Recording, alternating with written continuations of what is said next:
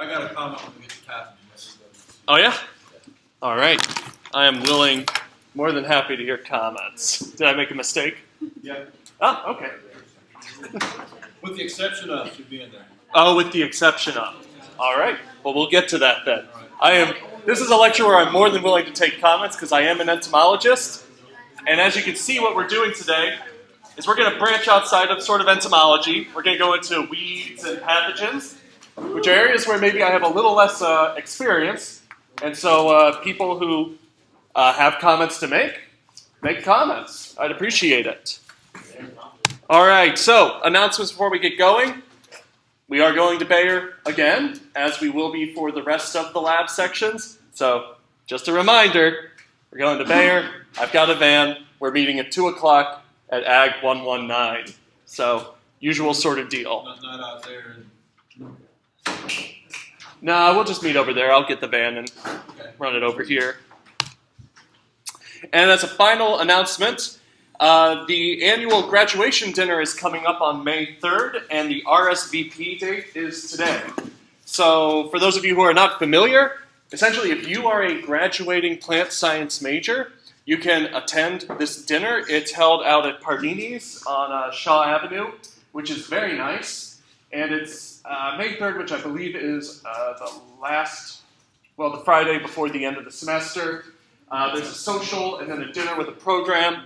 And the nice thing is that it's essentially a free meal. It's a $10 deposit, but when you show up, you get your $10 back. And it's a nice meal, chance to sort of kick back and, get a free meal on the department. Though, if you are bringing a guest, that will be $25, and that's not refunded. Yeah. So, if you are planning on going, remember, today is the last day, so please go to Ag 222 and talk to Marlene. I believe there's a sign-up sheet. All right. So, I just thought this quote from one of the readings that I didn't post, so you didn't have to read, and so there was no quiz. So, there we go. 3 points for today. But Barry Jacobson is a pathologist. He wrote a really nice article about how pathology fits in the IPM paradigm. And this is one of the first lines he said. He said that integrated pest management is a paradigm that is widely adopted by all pest control disciplines, but whose early definitions and philosophical bases belong to entomologists. And this is very true, because in essence, IPM was invented by entomologists. And it was in response, right, to sort of that massive amount of silver bullet solutions we suddenly had when all of a sudden there were these organosynthetic insecticides available that were cheap and killed insects like crazy. And so IPM was in response to sort of this widespread resistance to insecticides that occurred when we started using them all the time, but also all this environmental damage that was caused by insecticides, and in particular, the widespread application of DDT building up in the environment. And because it was built by entomologists, a lot of sort of the basic theories and philosophies of IPM are all based around insects. And it's all based around insect biology, things that make insects really good at eating our crops. And so to get on this, I wanted to look at some of the basic characteristics of insects that shaped this philosophy. The first of which being that insects for pest species, if we think of pests as being weeds, pathogens, and insects are relatively large, at least in comparison to a pathogen, and they have a lot of different physical structures, right?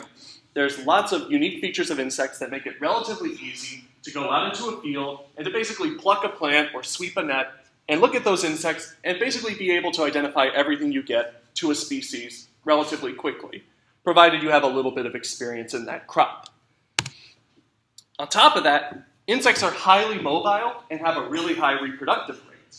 So essentially, insects can show up in most any field, and once they show up there, they can reproduce very quickly, just because they are capable of moving in.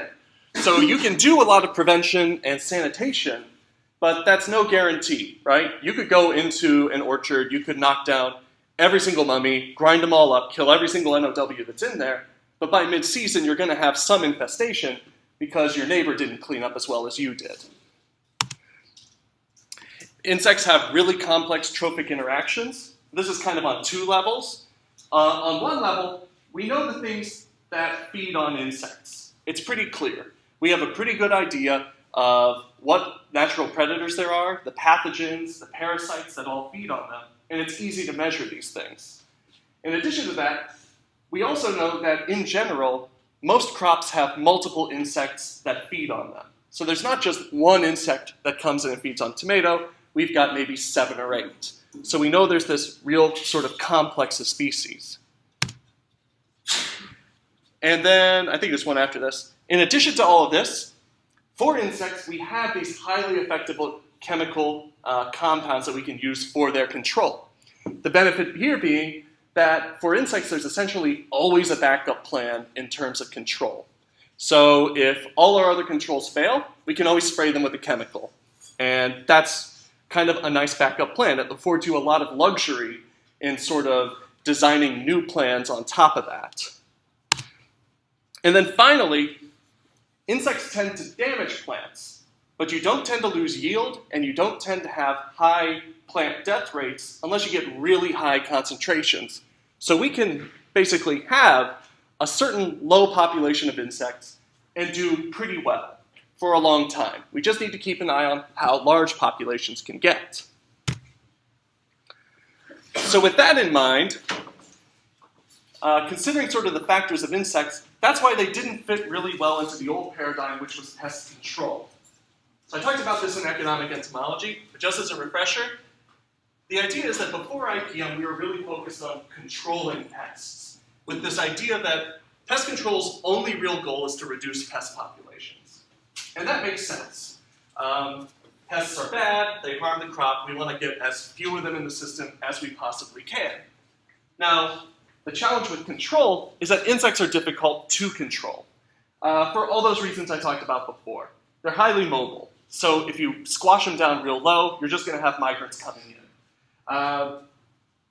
Because there are multiple insects feeding on a single crop, usually getting rid of one pest just results in another pest increasing in frequency, so you have the same problem or a slightly different one.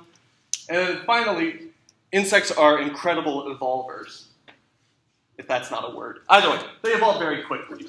So, using certain techniques like chemical controls, which are really good at keeping populations ultra low, they're going to overcome them very quickly. Consequently, for IPM, entomologists really shifted to this view of pest management, where the difference in pest management isn't on killing insects or keeping them really low, so much as it is reducing the population to a tolerable level, where we can just sort of swallow the amount of damage that we take and keep it at this nice equilibrium, where essentially we're making the maximum profit that we can without just completely trying to nuke these insects into the Stone Age. And this is nice because insects are relatively easy to manage. They're easy to identify, and it's easy to measure the amount of damage they cause, so we can get really accurate population estimates, which allows us to essentially apply pesticides only when we need them. In addition to that, there's lots of non-chemical options for control. For insects, since they have complex trophic structures, it's easy to do biological control.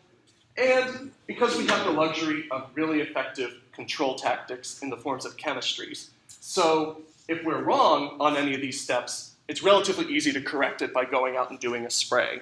So we have kind of a luxury of experimentation in the insect world. And so we end up with the tools that you see in most IPM toolboxes, and what we've been talking about a lot in this course, which is that we need to monitor, ideally to estimate pest population sizes, and once we have that population, we have a variety of decision-making tools, like thresholds, injury levels, and the idea of a general equilibrium position, which, if you remember, is just the average pest population size. And then ultimately, whenever one of our triggers is set off, either we hit the threshold or we're getting close to the EIL, we have a variety of tools that can be integrated together to provide control. Part of that for prevention, part of that for suppression of outbreaks. Now, the problem with this, of course, is that IPM isn't just for insects. Even though it is designed to work with insects, there are lots of other pests out there that can cause tremendous problems for plant health that aren't insects. namely pathogens, so weeds, bacteria, fungi, and nematodes, and, well, that's pathogens, and weeds. We're just weedy plants, right? And these are species and sort of forms of life that have vastly different life characteristics than insects do. So it kind of raises this question, how can we monitor a population of pathogens, right? They're not easy to count. Oftentimes, they're not really obvious right away, and so it gets much trickier. So that just got me thinking, how can we talk about pathogens and weeds in IPM? And what kind of IPM are they doing in these fields? Because it is kind of easy to teach this class as sort of an economic entomology part 2. And so I still taught it mostly like economic entomology part 2. So this is my little throwing a bone to someone who doesn't care about insects. But so let's talk about pathogens. So earlier I had a list of characteristics of insects that would be important to their control. Let's take a little bit of time and brainstorm around what are some characteristics of plant pathogens. Again, bacteria, fungi, viruses, and nematodes that would be important to consider when we're trying to plan out their control. And just so you're not starting from scratch, we'll go back to the insect one, right? So let's take, this always works a little better if I give you some time. So let's take about 2 minutes. You can brainstorm it yourself, you can talk to a neighbor. Try and come up with a few things that we can chalk up.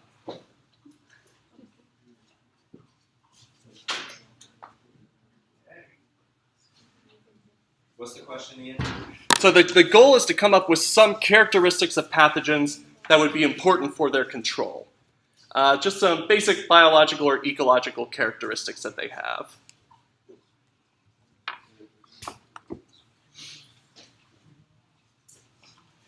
I'd say maybe an easy way to do that would be to start with something like this and just say, you know, like for example with pathogens, are pathogens large? Do they have varied structures? So that basically gets at the idea of, are they easy to identify, right? No, they're not. You usually need a microscope to identify them. Right, we'll get to that, right? So let's just start out with that. I know it's a little bit of a complex thing. Let's just say do a general sort of overview. So you start with signs and symptoms, I would think. Yeah, you usually have to go with that. You know, there's a symptom, and then you have to look for the sign before you can treat it. Oh, fine, we'll just start on the list. Okay, Yeah, let's do that. so let's do that. That'll be easier. Okay, so in that case, when you're trying to identify a pathogen, how do you usually go about that, right? When you So see there we go, signs and symptoms, right? Signs and symptoms, yes. So generally, what I'm hearing is pathogens are hard to identify, right? Yeah. But not, again, not really. I mean, you can have a mold or a But you still need ooze to know what or kind of mold it is. something. Or you Okay. can't- But you have a beetle, you have to identify. You have a mold, or Broadly. you know what I mean?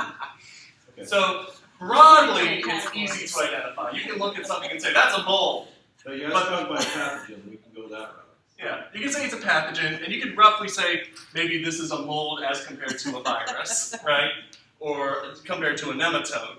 But in general, it's not like an insect where I could pluck up an insect and know, you know, pretty much off the bat, like, oh, this is a spotted cucumber beetle.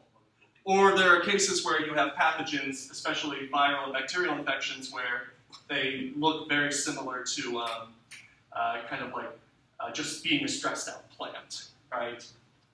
Yeah, it could be a nutrient deficiency. Mm-hmm. Exactly. Or it Or could be a pesticide pesticide. damage. Yeah. Mm-hmm. So how about mobility and reproduction? Not very mobile. Well, your tolerances are much lower. So, you know, these plant pathogens and things, you have to be extremely sanitary because you can have, you know, one source of an organism infect an entire field. And that goes back to their reproduction rate, which is extraordinarily high. Okay, so that's a good point. That's two things. So they're not very mobile, and I'm going to put a caveat on that. I'm going to put themselves, right? Because the pathogen itself isn't very mobile. You might get some, if it's a fungi, you might get some spores blowing around on the wind. You might get in water molds some movement around by spores in the water. But generally, they're not going to transfer over huge distances unless they get caught way up in the atmosphere. But then on the flip side, they can be vectored very easily. So this might be due to poor sanitation. So with insects, it's relatively to make sure you don't have insects all over, your implement, whatever it is. Like if you're doing some tillage and you got some dirt, on the actual till, you can sort of sweep that off. Insects don't survive real well as you move them. But with fungi, bacteria, viruses, they can kind of hang out in the soil pretty well. So it's easier to move them in. Then on the flip side, you've got things like viruses, which are going to be vectored by insects. Or humans. Oh, right, yeah. I suppose so. Insects. Entomology again. Okay, right. So there is the possibility they can be vectored. And so they can move vast distances and be very effectively transported, but it needs some sort of other organism to do it, whether it's humans or insects or something like that. Also tools. Tools. Yeah, tools. I guess, yeah, that, again, goes into that idea of sanitation, whether you're carrying out proper sanitation. How about trophic interactions? Do we have really well-defined sort of biocontrol for pathogens? None. No. So, yeah, virtually no biocontrol. They're working on biocontrol for nematodes with trapping fungus. Mm-hmm. But from what I understand, it's hard to rear that fungus and get it to do anything on the field.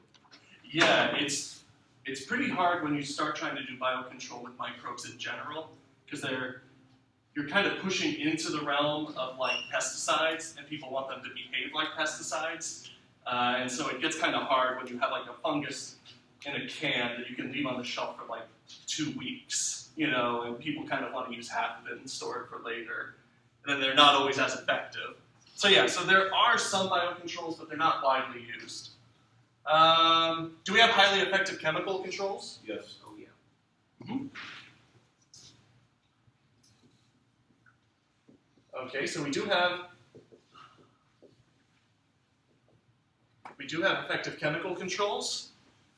And then as far as plant damage, can we sustain a certain amount of pathogen safely in the field? I'm seeing some no head shaking. It depends. Depends. Okay. As far as the crop it's affecting, if you're growing potatoes and you have maybe a little downy mildew on the leaves, you're not going to affect the tubers. Okay. So as far as tolerance, we're going to put it depends. Because you've got some pathogens, right, that behave as these primary pests. So if we're going to stick with potatoes, you've got things like late blight that you just can't tolerate any in the field, spreads pretty quickly, and by the time you notice it, it's kind of like the plant's done already. But then you've got things like powdery mildew, which may not have a real serious impact at all. So it's highly dependent. So going through that, so I think we tacked off most of the stuff.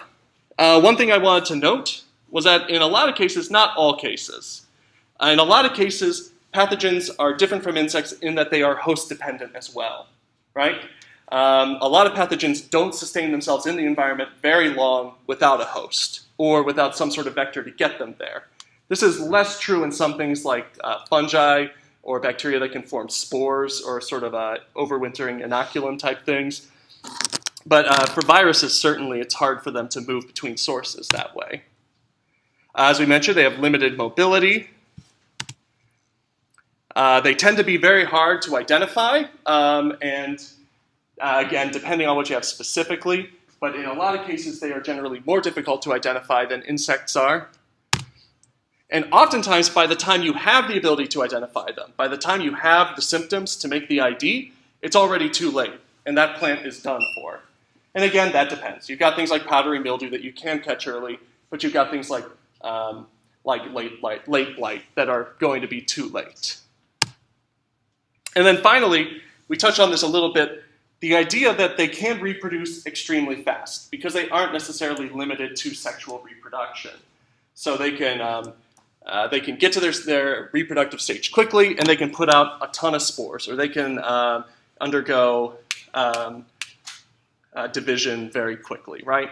Or if they're viruses, they can blow up cells. And, basically, a very small inoculation can become a very big infection very quickly. And so what this makes it out to be is that pathogens are very difficult to manage in the same way that we manage insects. If the goal is to basically keep damage at a manageable level with insects, it's hard to do that with these pathogens. On one hand, because they are difficult to monitor for. They are relatively small, so they are hard to identify. They are hard to estimate, because if you can't go out there and point to every case of a pathogen infection, you can't estimate a population size. And if the damage basically exceeds economic levels before symptoms occur, then it doesn't even matter if you know it's there, if it's already killed the plant or reduced your harvest. So if you think of something like brown rot in almonds, this is a fungal pathogen that infects the flowers, causes them to shrivel up and fall off. And so essentially, any flower you lose is a lost almond. And so essentially, the symptoms you're looking for are basically a sign that you've already sustained damage. And so it's already too late to go out there and treat. You have to be preventative rather than trying to find some sort of sign and then subscribe a treatment later. So in essence, what I'm getting at here is the idea that for pathogens, economic thresholds and economic injury levels are more or less useless. They're not going to be near as useful as they are in insects, where we can easily go out and make these estimates. Another aspect of pathogens that makes them difficult to fit into the IPM management paradigm is this idea that plant pathogens are diseases. They're not pest organisms in the sense that an insect or a weed is a pest. It's something that's living in the system, and it's causing either some damage or it's competing. These are actual diseases that live inside the organism and are directly harming it in that sense. And it's kind of like the difference of mosquitoes versus tuberculosis in a person, right? Mosquitoes are annoying. Generally, if they're in really high populations, they can cause some damage, but if they're kept low, they're okay. But if you're carrying around tuberculosis, generally having a small amount of tuberculosis versus a large amount is not good either way, because a small amount of tuberculosis can become a lot very quickly. And so, as such, the damage caused by this pathogen is generally due to the interaction between the host and the pathogen, as opposed to some sort of ecological environmental characteristic.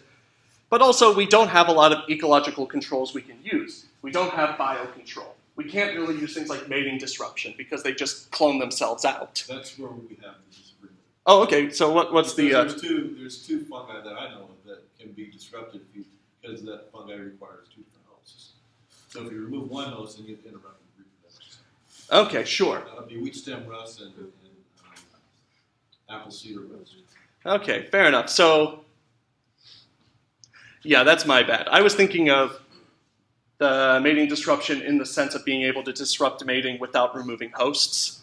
Because, I mean, in theory, you could disrupt insect mating by, cutting out all the host plants they need to do the mating on. But that's true, so I'll edit that for next time. That you can disrupt reproduction if you rotate crops or remove sort of weedy species that they require.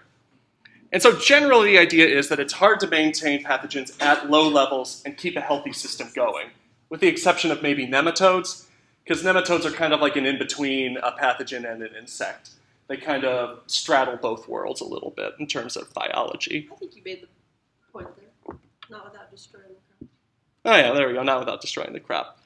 But still an important caveat that you can disrupt the mating, or the reproduction, not mating.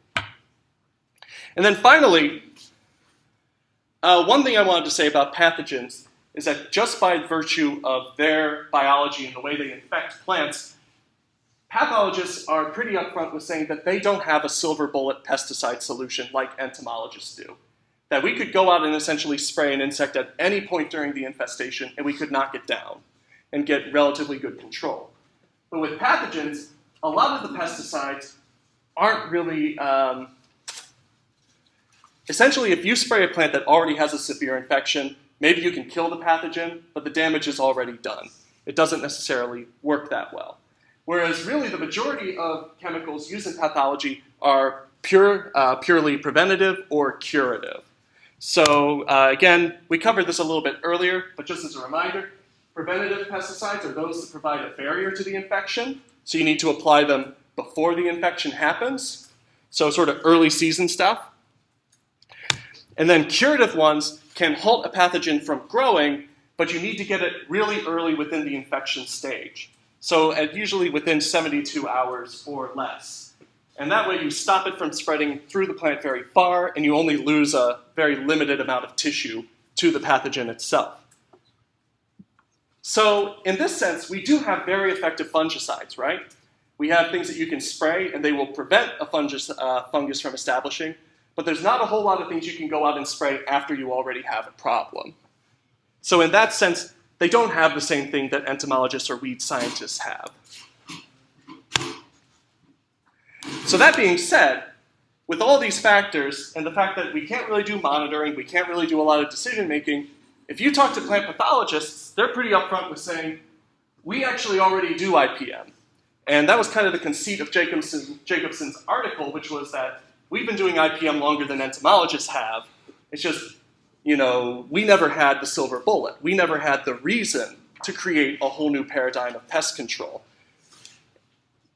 And our version of IPM doesn't necessarily look exactly like the insect version. Their big thing is that they focus on the integration of prevention techniques as opposed to monitoring and decision-making like entomologists do. Their big thing is that if there's not much that can be done after the infection, and since no tool is really foolproof, what we need is a real stack of multiple control techniques that all prevent the infection from ever establishing in the first place.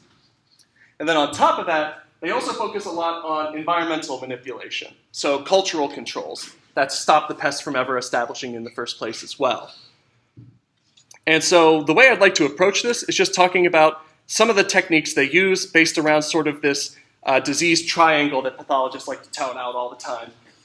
Right? The idea that the pathogen itself can be in the system, but it requires essentially the three sides of the triangle to become established, right? You need a host that the pathogen can inspect, you need some sort of inoculum from the pathogen, and then you need the correct environmental characteristics so the pathogen can establish itself.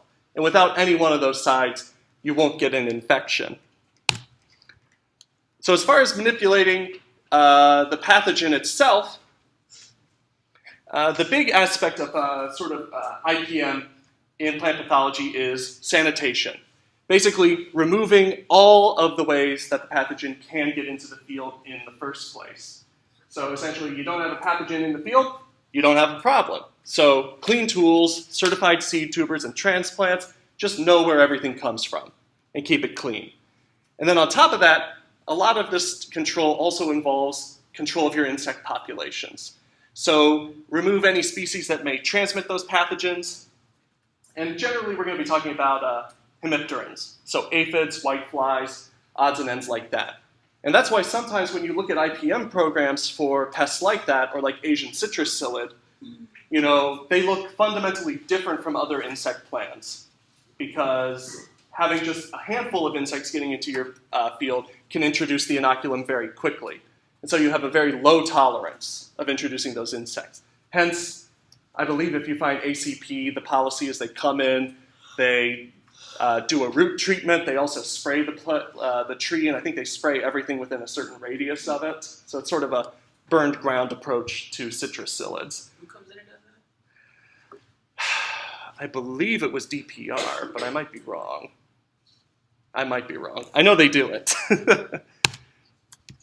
Okay. For environmental manipulation, as I mentioned before, the goal is just to make the environment unsuitable to the pathogen. So there's lots of control measures that are based around cultural changes. So manipulating your irrigation, your plant spacing, the temperature of the field, all of these things can make a field really unfriendly to a pathogen. And then on top of that, I think this is where preventative pesticides come in. That essentially, if you've got some sort of pesticide that prevents inoculation, then you're basically creating an environment where the pathogen just can't sustain itself.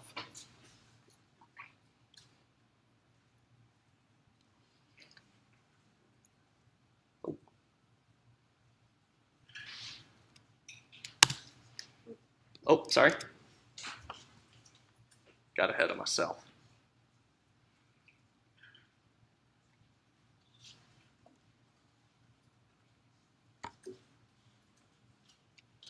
All right. And then finally, there are things we can do to manipulate the host, to make the host not favorable to the pathogen. And so this is really where resistant crops come in. Resistant crops play such a huge role in plant pathology that to a certain extent, lots of people are planting resistant crops and they don't even think about it. It's just the variety that you use. So if you've got a crop that is just naturally resistant, then that's an easy solution. As was mentioned earlier, crop rotation can be very helpful as it can disrupt sort of the reproductive cycle of the pathogens and can basically reduce the inoculum that you have present. And then finally, plant health. And what I mean by this is just the general idea that if a plant is healthy, if it has all the nutrients it needs, ample water, good soil drainage, etc., and it's generally healthy and happy, it's going to be harder for the pathogen to infect it than it will be for it to infect a stressed plant. So generally having healthier plants will help you avoid a lot of these problems. And so generally, yeah, growing plants under conditions and locations that match their biology. So with that, that is the way that IPM has been done in pathogens for a while now, and essentially is the way they've been doing IPM. In recent years, there's been sort of a push to make pathology fit a little bit more of the insect model, and specifically trying to create tools that will allow you to monitor for these pathogens more effectively. So there's been a lot of emphasis on trying to create tools to identify pathogens easily and quickly at small doses, so that you could say, go to a field, sample the soil, and see how much of the pathogen you have present, just sort of as an inoculum. Creating tools where you can basically sample an infected plant and see how much of the pathogen there is. And then also the development of predictive tools. So if the pesticides we have are largely preventative, it would be helpful to have a tool that tells us when would be the optimal time to go out and apply them. Kind of like how we have degree days for insects, that we could go out and spray every 2 weeks during navel orangeworm season, or we could spray that one time when we expect them to be out in their highest concentrations. And so the tricky thing with predictive models for pathogens is that whereas insects basically develop by temperature, and that's about it, pathogens require a lot of additional environmental factors. And so we have seen some nice predictive models coming out based around fungal pathogens, because you can predict them relatively easily if you know the rainfall as well as the temperatures in the system.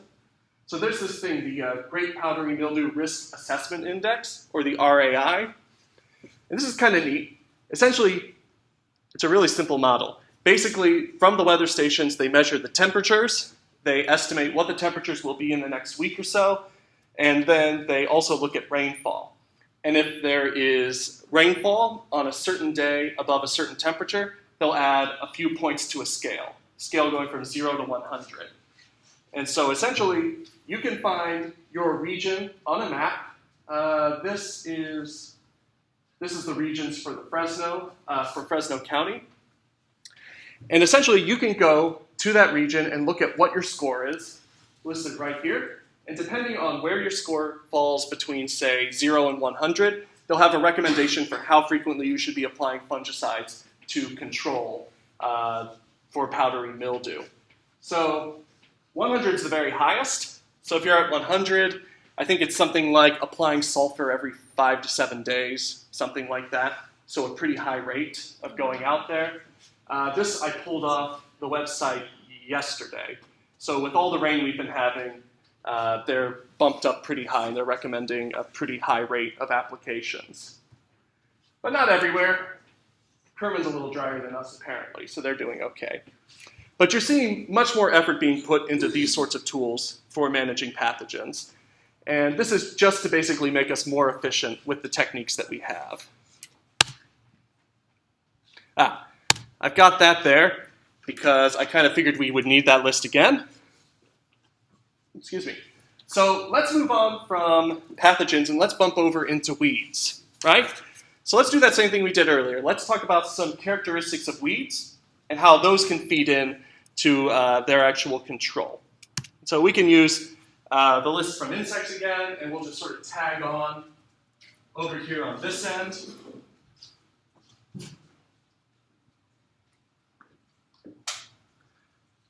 All right.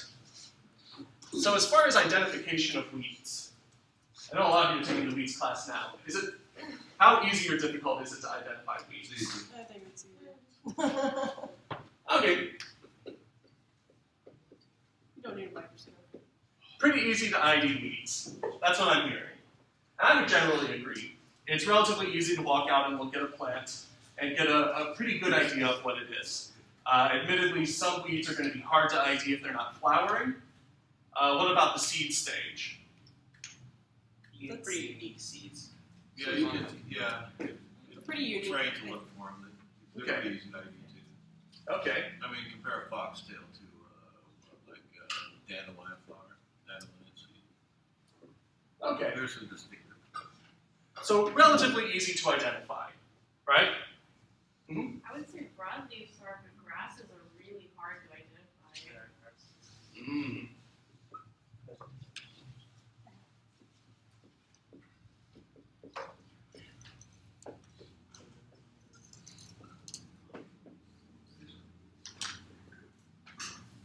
Okay.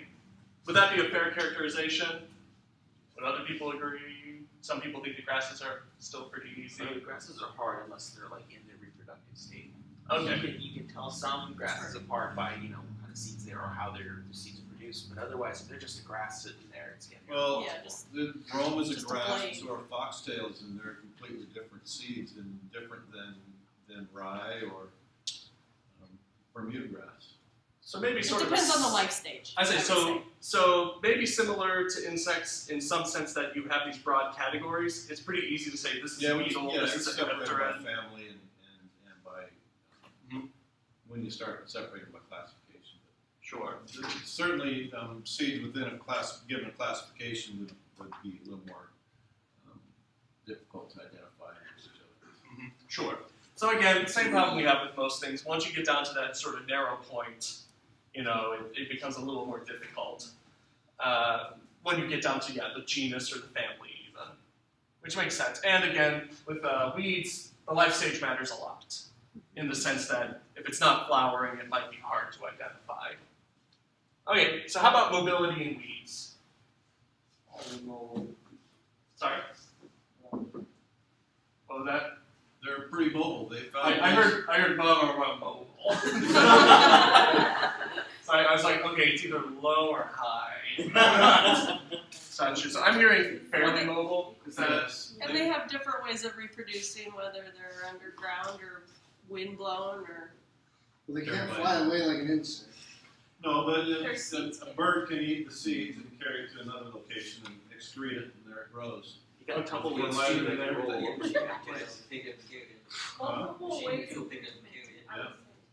If there's more ways, Multiple yeah. ways to I think there's a lot more ways. So maybe broadly, more mobile than pathogens, probably less mobile than insects, Yeah. or at least than some, right?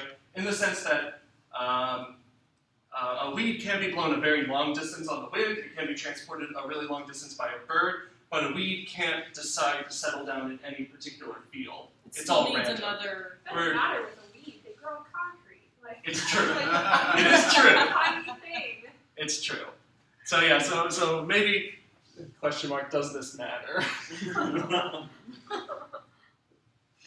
And I think that's the other thing. As far as identification is concerned, a benefit of insects and pathogens is that they only infect certain crops. So if I'm in a cornfield, I automatically know the 7 or 8 insects I expect to see. Same thing with the pathogens. But weeds can grow almost anywhere, right? So But they're not gonna. If something's coming at them, they're not gonna vacate like an insect. right, exactly. But so if I'm saying in a cornfield, it could be basically any weed that grows in tilled soil. Yeah. Okay. Do we have complex trophic interactions? Do we see a lot of, say, biocontrol? Yeah, very. Yes, not a lot, but there is some. There is some. Yeah. Mainly for the invasive species of weeds. Goats. Goats, yeah, there you go, goats. That's true. I've seen those weed ducks around. Weed ducks, yeah. The geese that people will release. And there's some insects. And there are some insects.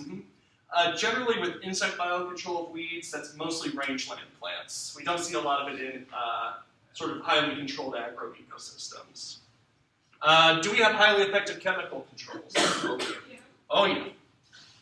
We got very powerful chems. Relatively easy to control them. And as far as weeds are concerned, can we tolerate a certain number of weeds in the field? Yeah, generally. So we can tolerate weediness.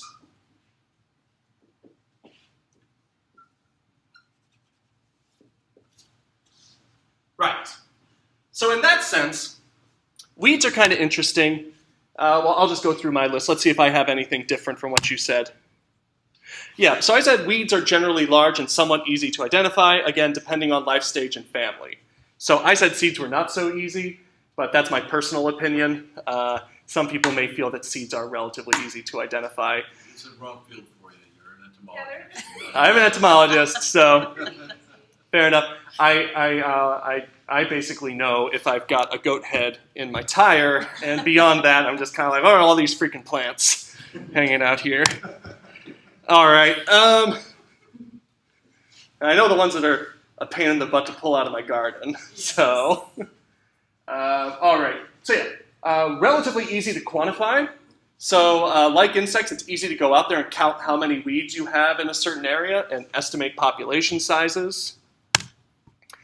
They are highly mobile, and like a pathogen, they can be introduced to a field in a very sort of secretive way, right? You can get an inoculation and not really know it if you have an infected farm implement or if you just get a good breeze. And water even. Yeah, and water, right? If you've got sort of irrigation tailings or just a lot of rain washing stuff in. Weeds can get into your field very easily.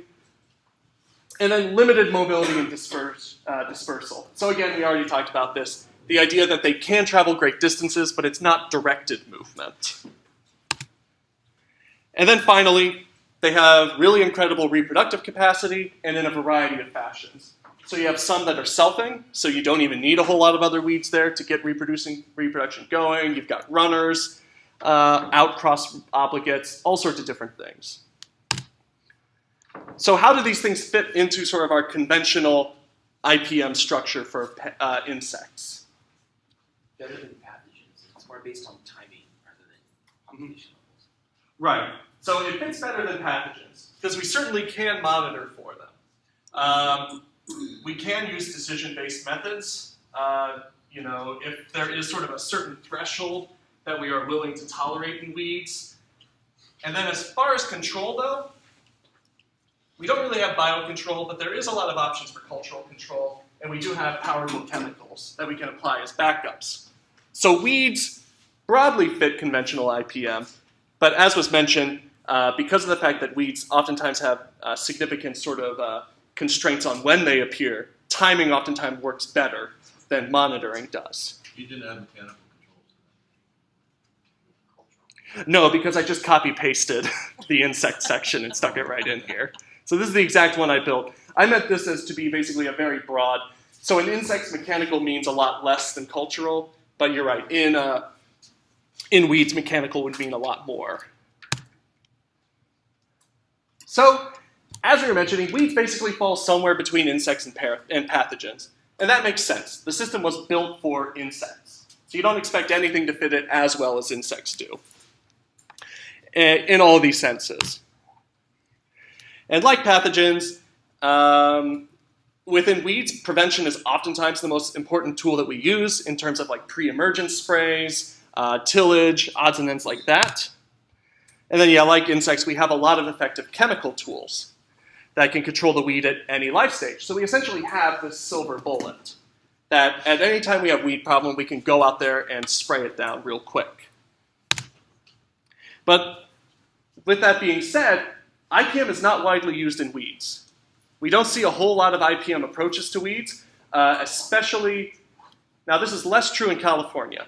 Amongst, say, permanent crops and a lot of vegetable crops, you see a fair bit of IPM approach. But if you move into row crops, especially in the Midwest and the East Coast, there's virtually no IPM. And so why is that? And the main reason for it is just the fact that we have so many effective chemical tools. And in particular, we have Roundup-resistant plants. So it's just so easy to use chemicals in these systems that more or less a lot of other control techniques that people used in the past have fallen by the wayside. So just to put some context on this, herbicide use has been increasing since the 1960s. And so what we've got here is sort of this is a I believe this is a USDA report on pesticide use. And so what we see is millions of pounds of active ingredient, and then we've got the year. And what you can see is early on, we can see sort of the importance of insecticides in these systems. That this was sort of, insecticides were the first really broadly distributed pesticides at this time. But then by the 1970s, we see this huge increase in the amount of herbicides applied to the extent that now herbicides are essentially applied at a rate 3 times higher than all other pesticides combined. And the major reason for this is just the cost of labor around weed control. That it costs a lot of money to go out and hand weed a field. And so it's a lot easier just to go out and spray. And so I think it was 1960s was basically the point at which herbicide applications became cheaper. And this has really resulted in generally making farming of row crops a lot more expensive across the board. I think here we go, yeah. Hours of labor to grow 1 acre of corn in 1956 was about 13. And, a little under, about 16 years later, they had basically cut it by a factor of 3, down to 4.8. So a lot less labor going into these systems just because of herbicides.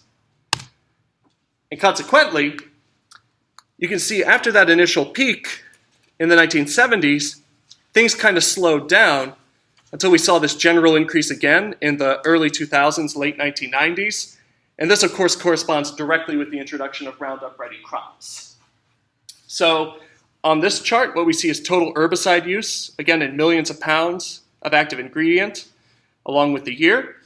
And we see that with blue being old herbicide technologies and red being glyphosate, that while glyphosate was present in the 1970s through the 90s, it didn't really take off until Roundup-ready crops came out because glyphosate kills everything. And of course, you can only apply it before the plant grows or maybe after. Before Roundup-ready crops, glyphosate use was pretty much split 50-50 between industrial use and agricultural. So people spraying their driveways and stuff as compared to spraying crops. But once Roundup-ready crops came out, it became extremely popular. You see that glyphosate now is, I think it basically represents the vast majority of herbicide applications, more than all the other ones added together. And so because glyphosate is generally needs to be applied at a higher rate than a lot of other herbicides, it also increases the total amount of herbicide active ingredients sprayed.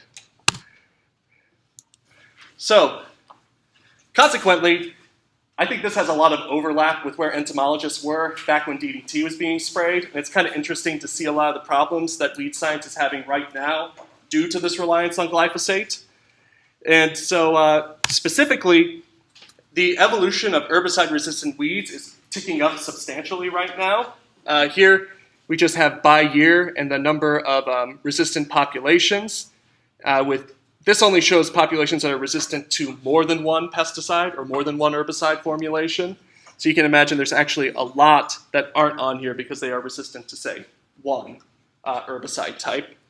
So we see a lot of areas where we're losing the ability to control weeds with these herbicides. Because herbicides are so easy, we're seeing a general loss of knowledge about alternative ways to control pests or to control weeds. And a big part of this is leading to things like a transition to no-till agriculture. And so that has benefits, it has costs. So on the upside, no-till is really great for protecting soil structure. It's reducing the amount of runoff in the Midwest. Downside, we are dumping a lot more herbicide into the soil than we would have beforehand. And in addition, there's some concern that a lot of this widespread glyphosate use is reducing the amount of resources we have for pollinators and parasitoids. Some people directly link glyphosate use with reduction in monarch butterflies because there's a lot less milkweed growing within corn and soybean fields in the Midwest. So just to wrap this up, there's been a real move towards what's called IWM, or Integrated Weed Management, which is basically IPM, but they have to have their own name because they don't want to piggyback on us, entomologists. And basically, IWM is the same idea as IPM. They just want to emphasize control using multiple techniques, and those techniques are underpinned in ecological knowledge. So, for example, a conventional versus an IWM approach would be, say, applying glyphosate 1 to 3 times a season, as compared to having some sort of mechanical control before the season. With a chemical control, specifically using like a banded or a post-emergent herbicide in a rotation, combined with some sort of crop rotation at the end of the season. And programs looking at IWMs have shown that can be highly effective. In particular, compared to using glyphosate on Roundup-resistant crops, IWM has been shown to reduce herbicide inputs up to 90% while producing comparable or more output at about the same cost. The difference is, of course, we have the same sort of challenges we have with IPM. It's more work for the grower, it's more work for the PCAs, and it involves a lot more knowledge of the weed's biology than glyphosate does. So it's sort of an input of knowledge, time, and effort versus simplicity, which is one of the great challenges with IPM generally. So in summary, IPM is rooted in pest ecology, and as such, because different pests have different ecologies, we're going to see different patterns across the pest types. And the main thing I wanted to point out was that while IPM differs between insects, pathogens, and weeds, we do see some things that are the same across all of them. The first of which being the integration of diverse techniques. So basically, not just depending on chemicals, but using multiple techniques that synergize one another. Emphasizing prevention instead of suppression, so trying to keep pests from establishing in the first place. And then finally, the fact that a lot of these techniques are very information intensive. Whether you're doing a lot of monitoring or you need to pay attention to weather, calendar dates, those sorts of things, a lot of this is based in ecological knowledge. And in general, I think the next big trend is going to be developing IPM in weed science is probably going to be the next big challenge. And then also trying to integrate these 3 techniques so that instead of doing insect IPM, weed IPM, and pathogen IPM like we do now, we ideally have one IPM system that truly addresses all of these factors together in sort of a cohesive whole.